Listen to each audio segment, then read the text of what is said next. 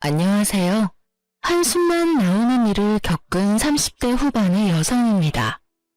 어린 시절 힘들게 살아온 제가 결혼을 하고도 이렇게 답답하고 짜증나는 일을 겪게 될 줄은 결혼식을 올릴 때는 왜 미처 몰랐는지 모르겠어요. 다른 사람들처럼 알콩달콩 잘 살 거라고 생각했지만 결코 그게 쉽지 않다는 것을 알아버렸죠. 그래도 지금은 그런 후회와 짜증스러운 생활을 청산하고 즐거운 싱글 라이프를 즐기고 있긴 합니다만 이왕이면 처음부터 결혼에 신중했더라면 내 인생이 조금은 편해졌을까 하는 생각을 하게 되네요. 저는 어릴 때 홀어머니 밑에서 자랐어요. 아버지는 살아계실 거라고 말했지만 연락은 전혀 되고 있지 않은 상황이었어요. 제가 결혼할 때까지도 어머니는 줄곧 혼자서 저를 꿋꿋하게 키워주셨어요. 어머니는 중졸에 할 수 있는 일이 거의 육체노동이었어요. 식당은 기본이었고 건물 청소와 전단지 알바도 하셨어요. 어린 마음에 그런 어머니가 부끄러울 법도 했지만 저는 그런 마음을 가질 수 없었어요. 어머니가 버는 얼마 안 되는 돈의 대부분이 제게 쓰여진다는 걸 알고 있었으니까요. 그래서 저는 어머니를 깊이 존경하고 있었어요. 나를 버리지 않아줘서 고맙고 나를 키워줘서 더 고맙다고요. 저는 어릴 때부터 외동딸로 홀어머니 밑에서 컸기에 결혼은 어머니에게 잘하는 사람과 하고 싶었어요. 제가 시집가면 혼자 남을 어머니가 눈에 밟혀서요. 그렇게 고르고 골라 잡은 게 제 남편이었어요. 참 이상하죠? 결혼 전만 해도 남편은 저희 어머니에게 잘하는 아주 좋은 사윗감이었거든요. 함께 식사도 하러 가고 선물도 드리고 지금 생각해보면 제 환심을 사고 싶어서 그런 일을 한 것 같은데 그런 모습에 마음을 열고 결혼까지 하게 됐으니 저는 솔직히 이때 남편의 그런 모습에 속은 것이 지금까지도 속이 쓰릴 지경이에요. 결혼 직후에는 남편도 여전히 제 어머니께 잘해줬어요. 신경도 많이, 아니 다른 사위들이 하는 만큼 썼고요. 그런데 시모가 첫 단추를 아주 잘못 끼우더군요. 결혼식을 하고 나서 시모가 제게 그러더라고요. 솔직히 홀어머니 밑에서 컸다고 너 무시하려는 건 아니지만 어디 가서 좋은 소리 들을 만한 일은 아니라는 거 알지? 근데 나는 그런 거 다 이해할 수 있어. 솔직히 친정 빵빵하다고 시댁 무시하는 며느리도 요새 많잖니. 너는 그럴 것 같지 않아서 다행이야. 이 말에 저는 어떤 대답을 해야 할지 몰랐어요. 칭찬처럼 보였지만 절대 칭찬은 아닌, 속에는 비꼬는 말이 있는 것 같은 아주 기분 나쁜 말이었으니까요. 그런데 시모는 웃고 있었어요. 그 이유는 곧 알 수 있었죠. 시모는 모임을 많이 가지고 있었는데 그 모임 친구분들이 또래분들이다 보니 그런 이야기를 자주 듣더라고요. 제 결혼식 얼마 전에 들은 이야기가 며느리가 빵빵한 집안이라 뭐 하나 시키지도 못하겠고 문제 있으면 사돈댁들이 연락 와서 하도 난리를 쳐서 며느리가 아니라 상전 모시고 사는 것 같다는 이야기였거든요. 그런 이야기를 듣고 났으니 저같이 한부모 밑에서 자란 며느리가 덜 깐깐하고 신경 쓰이지 않을 것 같아 좋다는 말을 하고 싶었던 것 같았죠. 듣는 저는 기분이 별로 좋지 않았지만 시모는 별로 깊게 생각하지 않더군요. 저도 깊게 생각하지 않기로 했어요. 그런데 뒤로 갈수록 시모의 그 생각은 다른 모임 사람들과의 대화에서 바뀌어가는 것 같더라고요. 남편과 결혼 후 처음으로 맞이했던 친정어머니의 생일날 시모가 제게 했던 말이 뭔지 아세요? 이래서 근본 없는 것들 드리면 안 돼. 이거 봐라. 네 남편이 이렇게 힘든데 도와주지는 못할 망정 없는 친정에 이거 해주랴 저거 해주랴 돈만 축내고 있잖아. 어휴 속상해. 내가 이런 것도 며느리라고 드려서는. 친정엄마 생일에 용돈 50만 원 드리고 폰 바꿔드렸다고 제가 들은 소리였어요. 더 열받는 건 제가 드린 용돈도 폰 바꾼 돈도 다 제가 벌어서 드린 거라는 점이었어요. 남편 돈 하나도 쓴 적도 없고 남편 놈은 하나도 해주지 않았는데 제가 그런 말을 듣고 있으려니 정말 화가 났어요. 그래도 참았어요. 친정 어머니에게 이런 모습 보여주고 싶지 않았거든요. 잘 사는 모습만 보여주고 싶었던지라 그런 말을 들으면서도 친정엄마 생각에 꾹 참았어요. 남편은 시모의 행동을 보고도 제 편도 시모 편도 들지 않았어요. 시모 편을 들지 않은 게 다행이라고 생각했어요.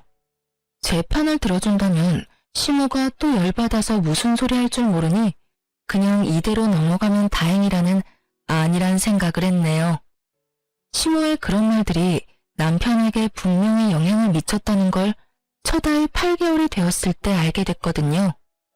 애가 아직 어리지만 육아휴직 급여로는 생활이 되지가 않아서 결국은 아이 6개월부터 친정에 애를 맡기고 일을 시작했어요. 애 안 맡기고 용돈 드리고 싶었지만 남편에게 눈치가 보여 60만 원 드리고 애까지 맡겼죠.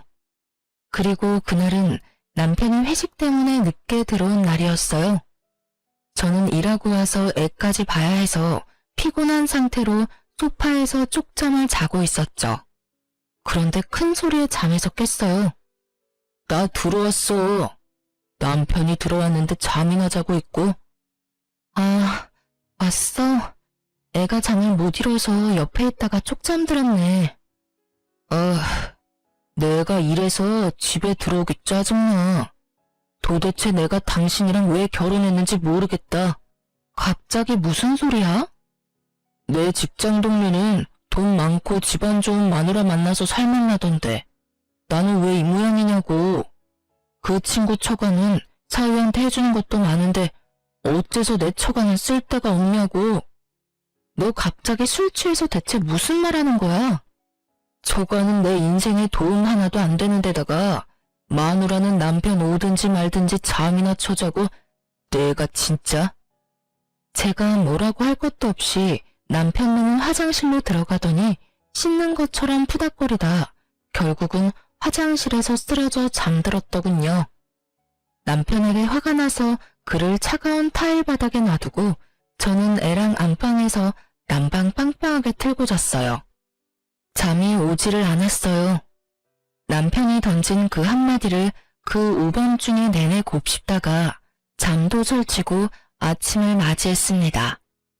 그리고 일어나 보니 남편 놈은 아직도 화장실 바닥에서 자고 있더군요. 저는 남편 얼굴에 물을 한 바가지 끼얹었어요. 차가워. 이게 뭐야? 이제 정신이 좀 들어? 나 왜 여기 있어? 당신 어제 술 취해서 화장실에서 자던데 어제 기억 안 나?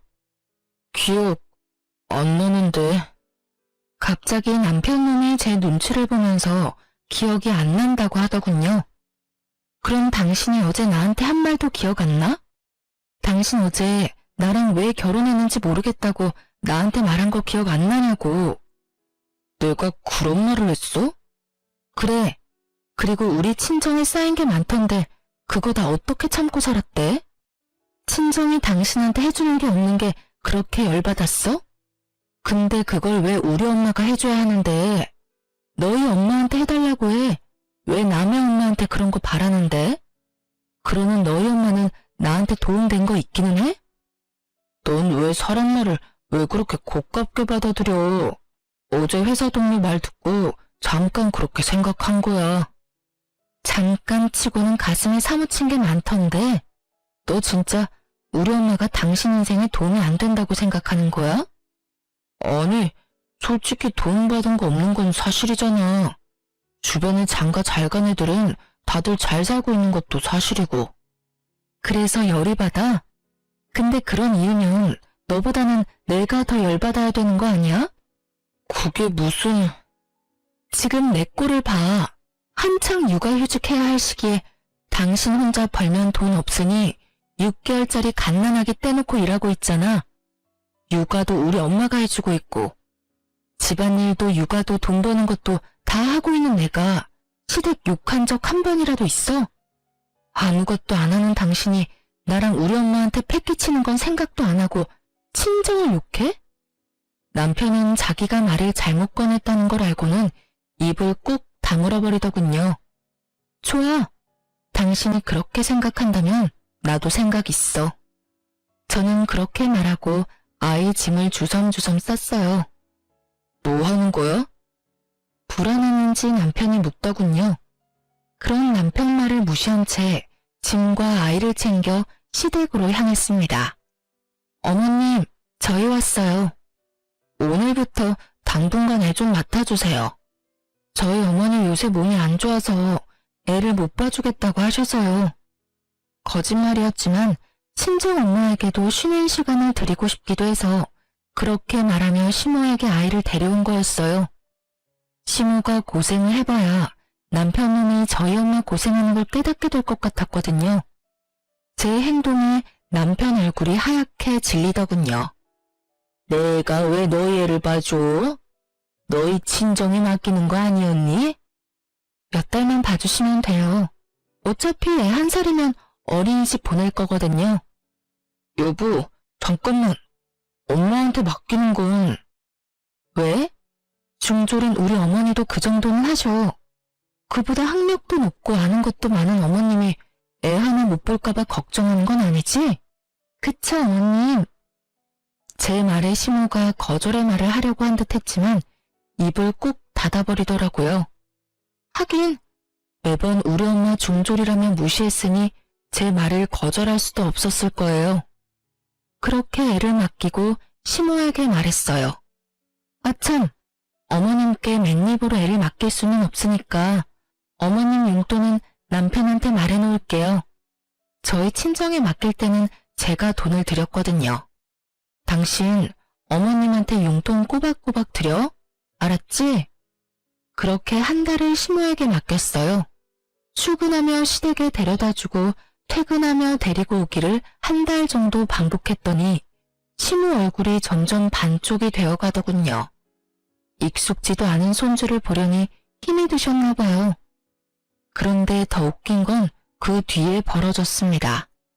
그날은 주말이라 남편과 함께 애를 데리러 시댁에 갔어요.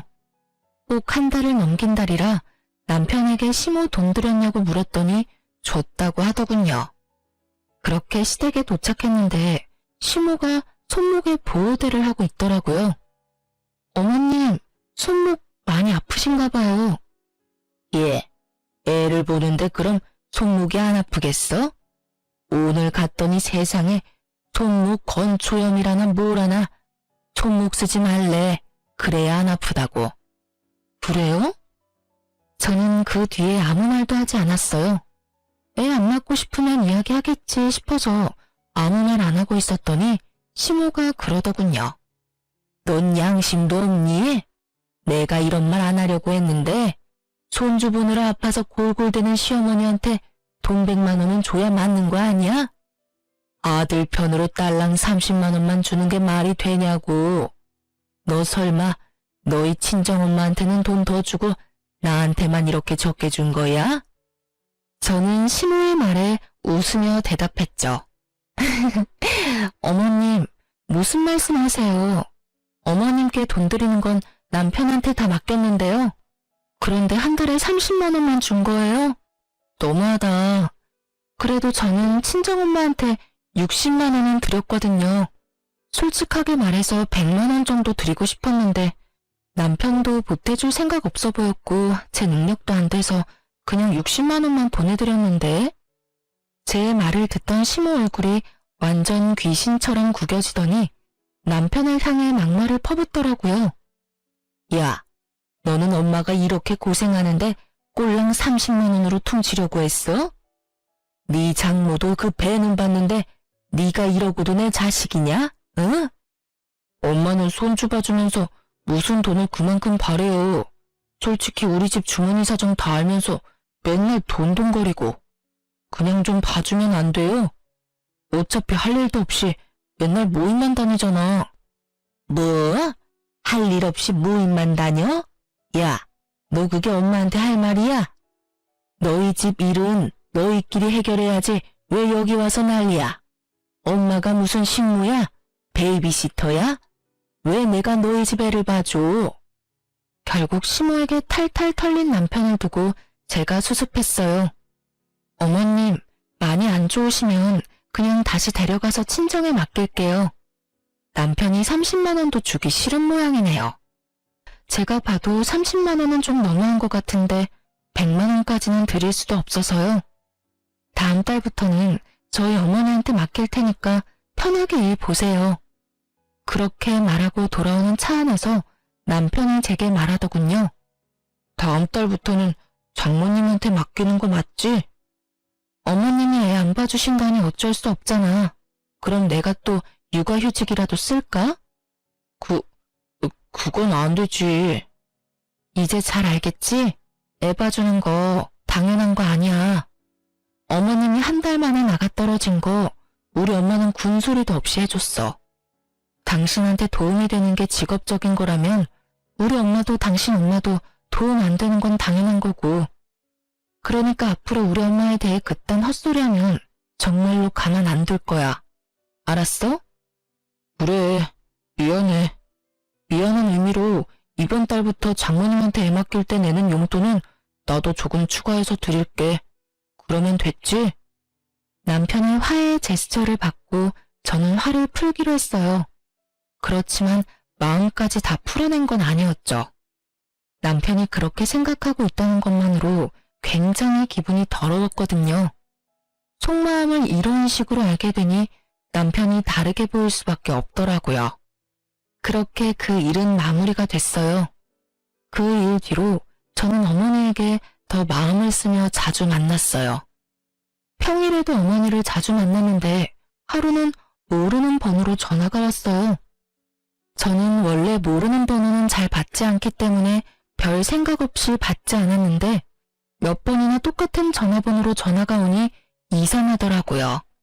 혹시 예전에 아는 사이였나 싶어서 전화를 받았는데 깜짝 놀랄 일이 벌어졌어요. 어린 시절 어머니와 헤어졌다던 아버지였거든요. 제 번호를 어떻게 알았나 싶었는데 흥신소를 통해 알아보셨다고 하더군요. 그렇게 만난 아버지는 작은 회사의 사장님으로 일하고 계셨습니다. 아버지는 홀로 힘들게 살아오신 어머니를 애틋하게 생각하시며 어떤 형태로든 도움을 주고 싶어 하셨어요. 저는 아버지에게 가정이 있으면 그냥 여기까지만 하자고 말했지만 아버지는 그 뒤로 가정을 만든 적이 없었다고 하시더라고요.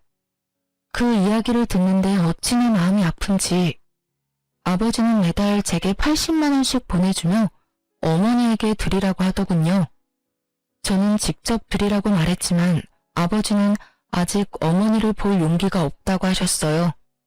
그래서 아버지와 정기적으로 만나 밥도 먹고 아버지가 주는 돈을 제가 받아 어머니에게 드리게 됐어요. 그리고 어머니와 아버지가 만나면 아버지를 남편에게 정식으로 소개시켜줘야겠다고 생각하고 있었어요. 그렇게 아버지와 만나고 5달쯤 지났을 때였어요. 집에 돌아오니 남편이 저보다 먼저 와 있더군요. 아무 생각 없이 물었어요. 오늘 퇴근이 일찍이네? 연차 썼어? 아니, 나 오늘부터 백수야. 뭐? 갑자기 무슨 일이야? 나한테 말도 안 하고 퇴사한 거야? 그런 거 아니고 한 달 전쯤에 직장 동료랑 싸웠어. 싸웠는데 어째서 퇴사를 하게 된 건데? 그냥 홧김에 다 짜증나서 사직서 쓰고 나왔어. 대신에 더 좋은 직장 가면 되니까 걱정하지 마. 그때까지는 퇴직금 나오는 걸로 버티면 될 거고. 지금 중요한 게 그게 아니잖아. 우리 부부야. 당신이 일을 그만두려면 나하고 상의를 했었어야지. 최소한 나한테는 이야기를 하고 일을 저질러야 할 거 아니야. 그래서 지금 말하잖아. 이게 말하는 거야? 이게 상의하는 거라고? 그냥 통보가 아니고? 어떻게 사람이 이렇게 무책임해. 잘 다니던 직장 나와서 취직 안 되면 어쩌려고. 재수없게 취직 안 된다는 말을 왜 해? 당신이 그런 말 안 해도 이미 다 알아보고 있으니까 걱정하지 말라고. 남편은 그렇게 말하고 나가버리더군요. 눈앞이 캄캄했습니다. 퇴직금이 있다 하더라도 그리 큰 돈도 아니고 취직이라는 게 그렇게 쉽게 되는 게 아니잖아요. 남편은 그런 제 걱정에도 별 걱정 없는지 느긋해 보였습니다. 마음이 급했던 저는 남편보다 더 열심히 직장을 알아봤어요. 어느 정도였냐면 직원들이 나더러 이직할 거냐고 물어볼 정도로요. 그리고 하루는 아버지와 만날 날이 됐어요. 저는 아버지와 이야기하다가 남편 생각이 났어요. 아버지, 혹시 주변에 일자리 좀 없어요? 우리 남편 얼마 전에 일 그만뒀는데 아직까지 일자리도 못 구하고 백수로 놀고 먹고 있어요. 빨리 취직시켜줘야 제가 마음이 좀 편할 것 같은데 일자리가 별로 없네요. 그래? 갑자기 잘 다니는 직장을 왜 그만뒀대? 혹시 아는 거 있어? 아, 직장 동료랑 좀 안 맞았나 봐요. 그래서 사직서를 쓴 모양이에요. 차마 동료와 다투고 홧김에 그만뒀다는 말을 할 수 없어 그렇게 말했더니 아버지가 그러더군요. 내가 한번 알아보마. 그러고 보니 우리 회사도 지금 사람 구하는데 네 남편이 괜찮다고만 하면 우리 쪽에도 이력서 한번 넣어보라고 해. 정말요? 아버지, 너무 고마워요. 이 은혜를 어떻게 갚아요? 내가 너한테 못해준 것만 생각하면 이런 거라도 당연히 해줘야 싶어. 그렇게 아버지와 이야기를 하고 집에 돌아온 저는 이 좋은 소식을 어떻게 전할까 싶어서 들떴어요. 우선은 그 사람이 우리 아버지라는 걸 밝혀야 할 것 같아서 말할 타이밍을 재고 있었는데 좀처럼 남편이 집에 붙어있지를 않더군요. 그런데 2주 정도 지났을까요? 남편이 제게 할 말이 있다며 부르더군요. 거실에 나가니 남편이 착 가라앉은 표정으로 제게 그러더라고요. 여기 이혼서류 작성해줘. 이혼은 내가 말 안 해도 알지? 뜬금없는 이혼서류에 제가 당황해서 물었죠. 이혼? 갑자기 무슨 이혼이야? 나 다 아니까 모르는 척 하지 말고. 그러니까 이게 뭐냐고. 알아듣게 말을 해야 할 거 아니야. 내 입으로 꼭 그걸 말해야겠어? 나 다 알아. 안다고. 당신이 바람피는 거. 그러니까 이혼하자. 나 이대로는 당신이랑 같이 못 살아. 바람을 피다니 너무나 황당한 말이었습니다. 정말 짐작조차 가지 않더군요. 벙찐 제 표정을 연기라고 생각했는지 남편이 제게 서류 봉투를 하나 던지더니 언제 싸뒀는지 캐리어를 가지고 와 밖으로 나가더군요. 저는 놀라서 급히 봉투를 열어봤습니다. 거기에는 아버지와 제 사진이 있었어요. 제가 진실을 말하려고 남편을 붙잡으려 했지만 남편은 이미 밖으로 나간 뒤였어요. 그때 핸드폰에 문자가 왔어요. 남편이었습니다. 대화는 필요 없고 불길한 너랑 같이 있기도 싫으니 별거 하겠다는 말이 적혀 있었어요. 저는 황당해서 그 자리에서 남편에게 전화를 걸었지만 그는 받지 않았습니다. 저는 문자를 남겼어요. 그 사람은 제 아버지라고요. 그렇지만 남편은 읽지도 않고 다 씹어버리더군요. 수상한 냄새가 났어요. 제가 정말로 바람을 폈더라도 남편이 이렇게 빠르게 대처할 수 있을 리가 없는데 뭔가 너무 일사천리로 일이 진행되는 것 같았거든요. 그래서 저도 남편을 몰래 뒷조사하기로 했어요. 흥신소를 통해서 알아보니 역시나 남편이 바람을 피고 있었더군요. 게다가 저를 유책 배우자로 만들기 위해서 이런 짓을 벌였다는 걸 알게 됐어요. 그 사실을 들었을 때는 분노로 화를 참을 수 없어 뭐라도 남편에게 퍼붓고 싶었는데 연락조차 되질 않으니 점점 더 열이 받았죠. 그때 시모에게서 연락이 왔어요. 네가 감히 우리 아들을 놔두고 바람을 펴? 여태 도움도 안 된 것이 뭐라고 다른 놈이랑 붙어먹어? 근본 없는 것.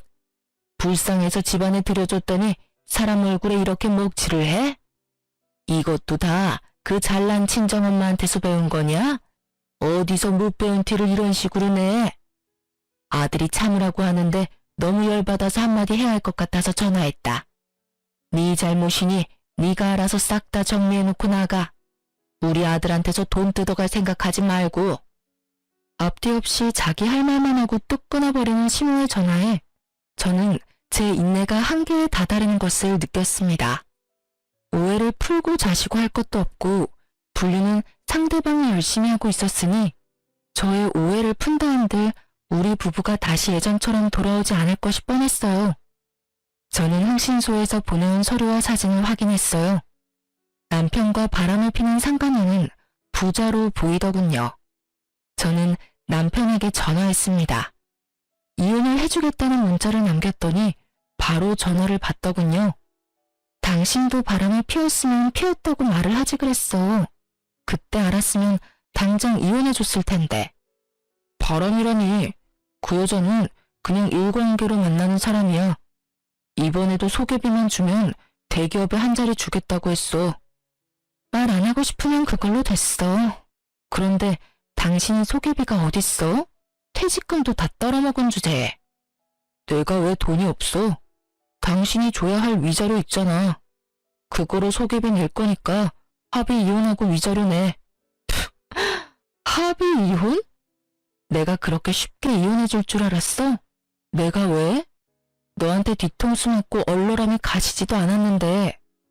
내가 한 대 맞았으니 당신도 한 대 맞아야 공평하잖아. 그렇지? 그래서 어쩔 건데. 발악 좀 그만해. 당신이 바람핀 건 사실이야. 없었던 일로 되는 거 아니고 증거 다 나한테 있으니까 발뺌할 생각하지 마. 꼭 이렇게 먼 길 돌아가야겠냐? 적당히 인정하고 돈이나 내놓고 헤어져. 남편의 머릿속에는 모든 것이 계획되어 있더군요. 물론 구멍이 숭숭 난 못 쓸 계획이었지만요. 저는 서류를 그 자리에서 구기고 남편에게 말했어요. 소송할 거니까 그렇게 하라. 누가 잘못했는지는 법정에서 가려보자고. 그럼 열심히 준비해봐. 내가 불륜이라는 증거도 잘 모아보고. 저는 그렇게 말하고 그 길로 이혼 전문 변호사를 찾아갔어요. 가장 먼저 준비했던 건 상간녀 소송이었고 그 뒤가 제 아버지와의 친자 확인 검사였어요. 그리고 남편 뒷조사하며 바람핀 증거자료도 싹 모아 변호사에게 줬어요. 그리고 남편이 쓰던 제 노트북에 메신저 백업해둔 대화 내용까지 싹 다 보냈어요. 바보 같은 남편은 제가 쓰라고 준 제 노트북을 정말 자기 것처럼 썼더군요. 그리고는 나갈 때 고이 놔두고 갔고요. 차고 넘치는 문자 내용에 바람핀 증거는 너무도 많았습니다. 게다가 날짜도 거의 1년 전부터였고요. 1년을 모르고 살았다는 거 지금도 이해가 안 돼요. 어딘가 찝찝한 구석이라도 있었을 텐데 왜 전 그렇게 태평스럽게 살았는지. 너무 후회가 됐지만 지금이라도 상황을 바로잡을 수 있다는 게 다행이라고 생각했어요. 그렇게 이혼 소송을 진행하고 한 달쯤 지났을 때 전화기에 불이 날 만큼 남편에게서 전화가 왔어요. 전화를 받을 필요가 없다는 생각에 무시했는데 그날 저녁 친정어머니가 집에 빨리 오라고 하더군요. 맡겨둔 애가 아픈가 싶었는데 가보고 완전 열이 받았어요. 시모가 친정집 거실에 떡하니 앉아있더라고요. 말이 곱게 나올 리가 없었죠. 여기는 어쩐 일이세요? 볼일 다 끝난 거 아니신가요? 예, 너는 어른이 와서 말하려는데 그게 무슨 태도니? 그 사람이랑 저 관계 끝난 거 모르세요? 어머님은 전화까지 해서 일방적으로 저한테 난리치셨잖아요. 거야, 네가 잘못했으니 그런 거 아니냐? 애초에 바람을 핀 건 너고. 아니라고 말씀드렸고 이미 관련 서류 변호사에게 보내놨으니 나중에 확인하시면 되겠네요. 그런데 여기는 왜 오셨어요? 저희 어머니한테 무슨 말 하려고 여기까지 오신 거냐고요? 아이, 정말 내가 이런 데까지 와서 사정하게 될 줄은 몰랐다만. 너 바람핀 거랑 이혼 없던 일로 해줄 테니 다시 돌아와라. 뜬금없는 회유에 저는 어이가 없었어요. 직전까지 짜증 부리며 화내더니 갑자기 왜? 이런 생각을 하고 있는데 시모가 앙칼진 목소리로 그러더라고요. 아들이 너한테 그렇게 심하게 한 건 다 사기당해서 그런 거야. 대기업 취직시켜준다는 사람한테 홀라당 속아서 도깨비를 줬다고 하지 뭐냐. 돈 주고 나니 연락도 안 되고 없는 번호라고 하니. 너도 당당할 거 하나 없으니 둘이서 완만히 이야기해서 이혼 없던 걸로 해. 웃겼어요. 다시는 안 볼 것처럼 모진 말을 다 쏟아내더니 자기 아들 사기당해서 힘들게 살 거 생각하니 안면 몰수하고 여기까지 온 시모 처지가요. 그 사람이 사기당한 거랑 저랑 무슨 상관이에요. 사기꾼 신고하고 지금이라도 취직해서 열심히 돈 벌면 될 일 아닌가요? 그게 그렇게 쉬운 일이면 너한테 오지도 않았어. 아들이 대출받아서 소개비를 줬으니 어떡하냐. 부부가 같이 갚아야지. 퇴사를 했는데 대출을 했다고요? 사금융에서 빌린 모양인데 원래는 너한테 위자료 받아서 갚을 생각이었다고 하더라. 어차피 너도 이혼하면 위자료 내야 하잖아. 그러지 말고 그냥 이혼하지 말고 둘이서 갚아. 제 자식 발등에 불 떨어졌다고 남의 자식한테 그 불을 끄라고 하다니. 정말 다시 생각해도 상종 못할 인간이더군요. 한마디 하려는데 저희 엄마가 옆에서 시모에게 말하더라고요. 뭘 둘이서 갚아요.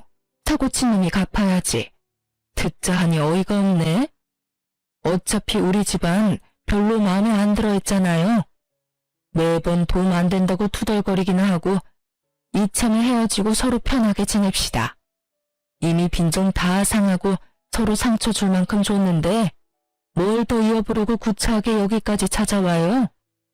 나도 딸이 한다고 해도 결사반대할 거니까 마누라 귀한 줄 모르고 사기나 당한 덜 떨어진 사위한테 꼭 맞는 며느리감이나 찾아봐요.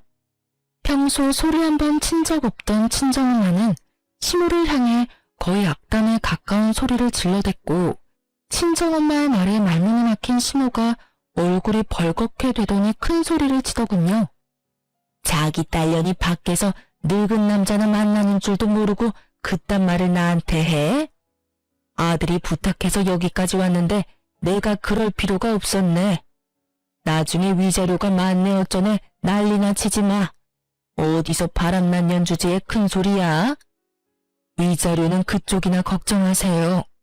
남의 집 일에 무슨 참견은 아이고 자기 자식 모자란 건 생각도 못하고 남의 자식 허물면 꼬투리 잡는 꼴 좀 봐. 어머님, 남편 1년 전부터 그 사기꾼 년이랑 바람피고 있었거든요. 그 증거 다 모아서 변호사한테 보냈으니 나중에 위자료 금액 보고 놀라지는 마세요.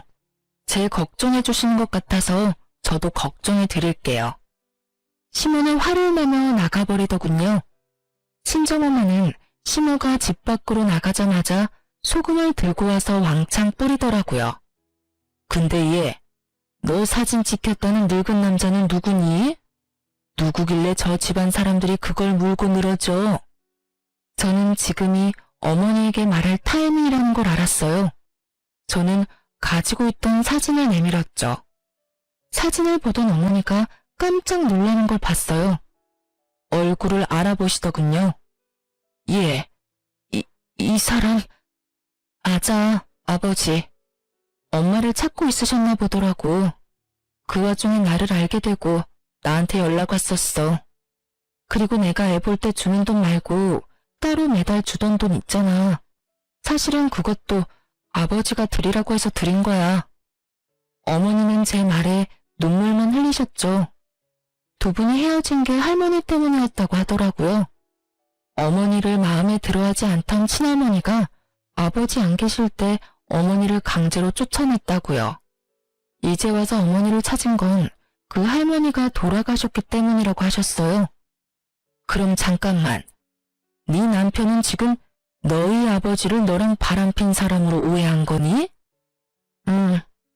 근데 오해를 풀 생각은 없어. 그 사람 1년 전부터 바람피고 있었거든. 아마 나를 유책 배우자로 만들려고 내 뒷조사한 것 같아. 자기가 저지른 불륜은 쏙 빼놓고 나 뒤통수 치려는 거지. 게다가 그 상간녀가 소개비 받고 튄 사기꾼이거든. 아유, 잘했어, 이혼. 뭐 저런 아나무인인 사람이 있니? 아들이나 엄마나 똑같네 똑같어. 그 뒤로 남편에게서 전화며 문자며 줄줄이 오는데 다 무시했어요. 문자 보니 아직 정신을 못 차렸더라고요. 제 주제에 용서해주겠다는 말을 할 수가 있나요?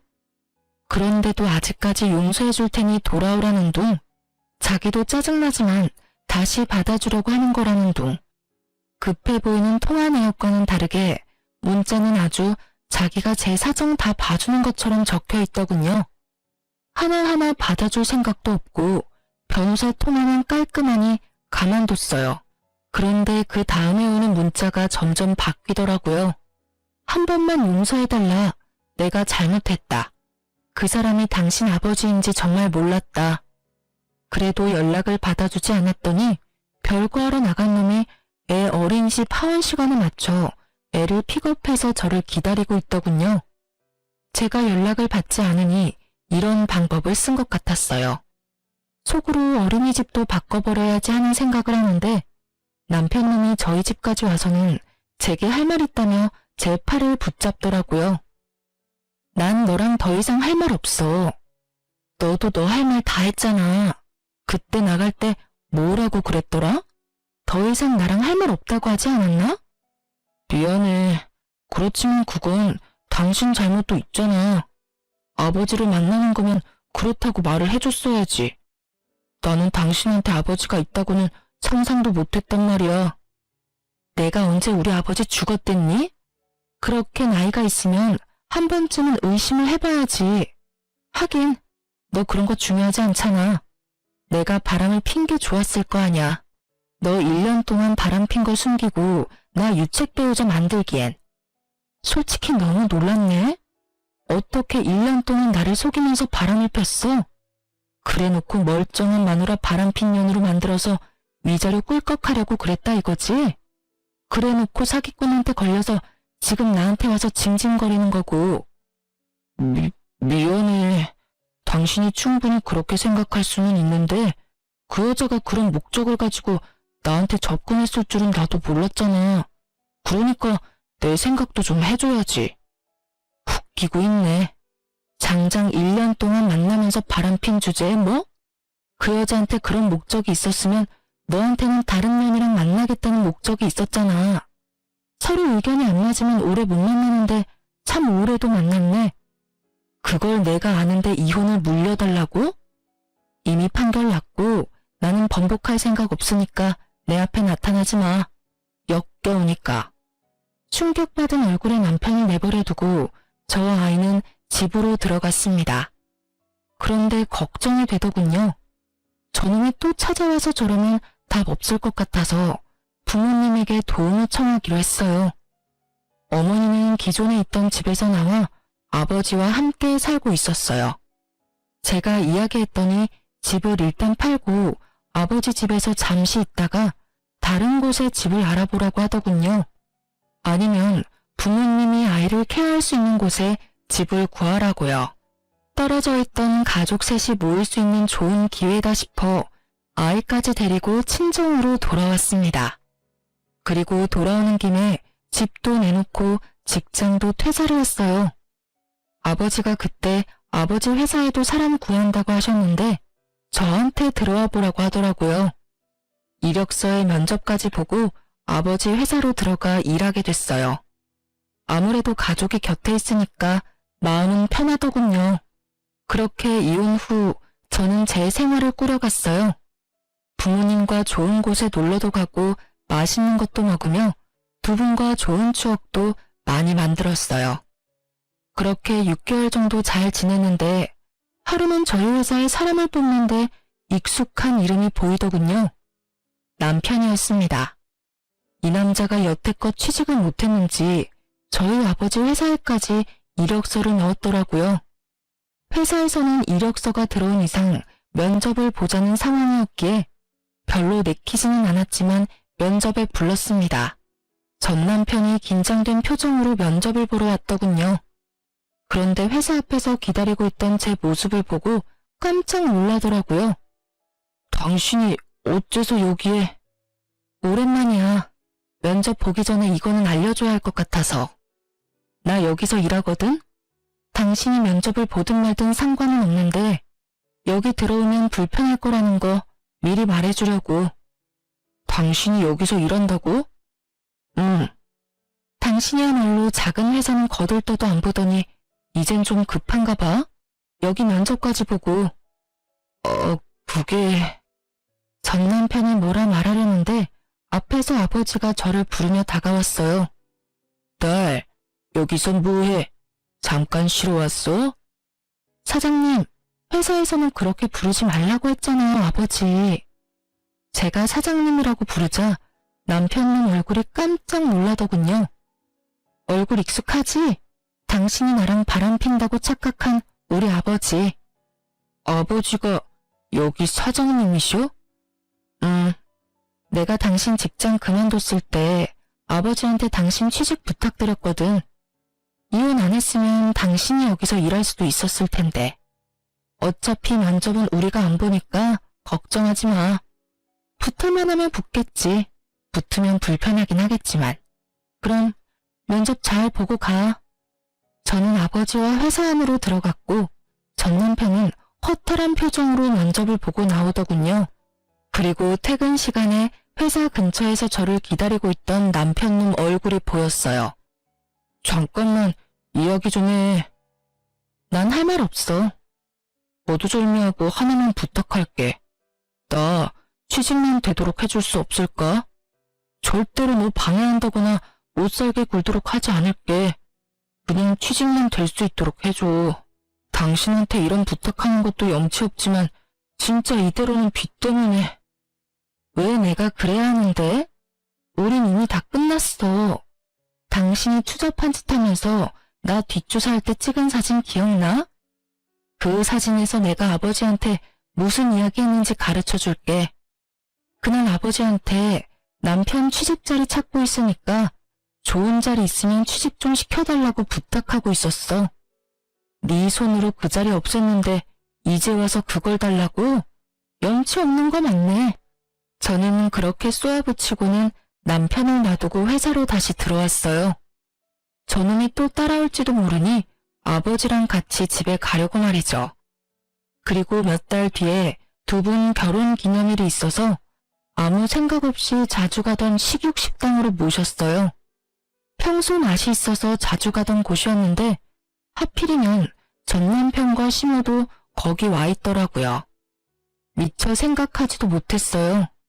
이 사람들하고도 자주 왔던 곳이라는 걸요. 굳이 피할 것까지는 없다고 생각했는데 자리가 또 하필이면 바로 옆자리. 다른 곳으로 가려다가 아버지가 그냥 먹자고 해서 앉았어요. 그런데 시모가 저와 친정엄마를 보더니 코웃음을 치며 험상궂은 표정으로 시비를 걸더군요. 아이고, 자식 새끼는 이혼시키고 본인은 시집 새로 갔어? 그렇게 딸 위하는 척 하더니 어이가 없네. 다 늙어 빠져서는.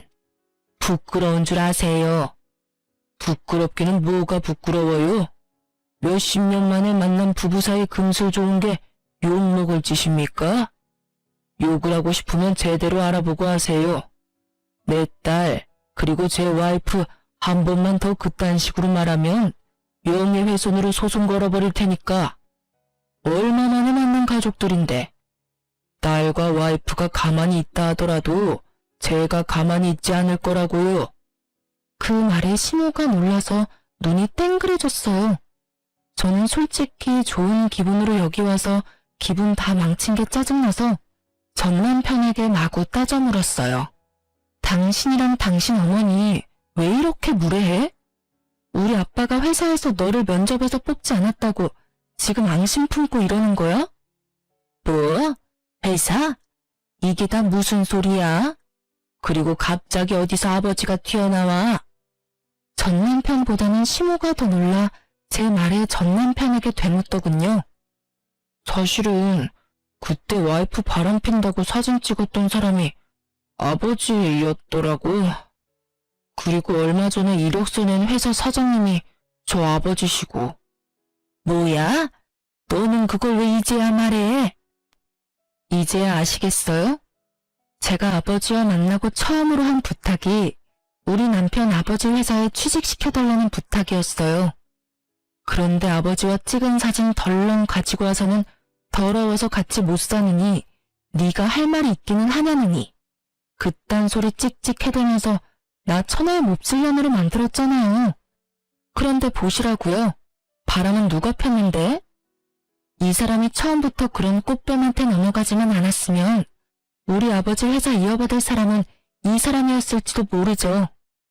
매번 친정이 도움 하나 안 된다며 둘이서 쌍으로 저희 친정 욕했죠. 그런데 보세요. 지금 자기 복을 자기가 걷어찬 사람이 누군데요? 그런 주제에 우리 어머니한테 뭐요? 말이면 다해요? 그렇지. 내가 우리 딸이 오랜만에 만나 애틋한 것도 있고 사위 될 사람이 힘들다기에 딸 부탁은 뭐든지 들어주려고 했는데 말이지. 이혼 잘했어. 이렇게 귀얇고 여자 좋아해서 집안 말아먹는 인간하고는 상종을 안 하는 게 상책이야. 이런 사람을 회사에 들였다가 회사 말아먹었으면 어쩔 뻔했냐? 지금 하는 것만 봐도 봐라. 자기 무덤 자기가 파놓은 놈에 교양 없이 다른 사람 집안 사정을 약점 삼아서 천박한 말이나 해대는 어머니에 이런 집안이랑 사돈이라 그러면 어디 가서 욕 얻어먹어. 잘했어. 어디서 남의 마누라한테 늙어 빠져서 시집을 갔다는 말을 해. 그쪽이야말로 늙어 빠져서는 직장도 못 구하고 빌빌대는 자식 뒷바라지나 하며 사는 주제에 아버지의 차가운 말에 심호와 전 남편은 꿀먹은 벙어리가 돼서는 식사도 안 하고 자리를 뜨더군요. 그러게 있을 때 잘할 것이지 왜 이제와 후회를 해요? 거기다 심호는 반성이라고는 모른 채 다른 사람을 조롱하기까지 하고 마지막에 아버지가 화내주셔서 속 시원하게 확실히 악연을 끊어버렸네요. 앞으로는 우연이라도 만나지 않도록 조심 또 조심할 생각이에요. 만나면 이렇게 쓸데없이 기력이 소모되니 안 보는 게 서로를 위해 좋은 일이죠. 그래도 자기들이 얼마나 멍청한 짓을 했는지 알려줄 수 있어서 그 식사 자리는 참 속 시원한 자리였긴 했어요. 솔직히 친정 고마운 줄 모르고 불평 불만 쏟아낼 때 이혼을 생각했어야 했는데 그땐 아이를 키우느라 남편이 바람 피우고 있을 줄은 꿈에도 몰랐죠. 지나고 보면 아이에는 관심도 없었고 오로지 친정 재산에 목숨 매는 놈이었다는 걸 못 알아봤던 제가 한심하네요. 아버지가 잘 풀렸으니 더 이상 후회는 하지 말라고 하시는데요. 다 저를 걱정해서 해주는 말씀이겠죠. 이혼하고 힘든 건 항상 더 빨리 이혼하지 못했음에 대한 후회인 것 같아요. 이제라도 늦게 만난 우리 아버지와 더 소중한 시간 보내려고 매일같이 다짐하고 있답니다. 글 쓰다 보니 길어지네요. 지금까지 긴 사연 읽어주셔서 감사합니다. 오늘도 좋은 하루 되세요.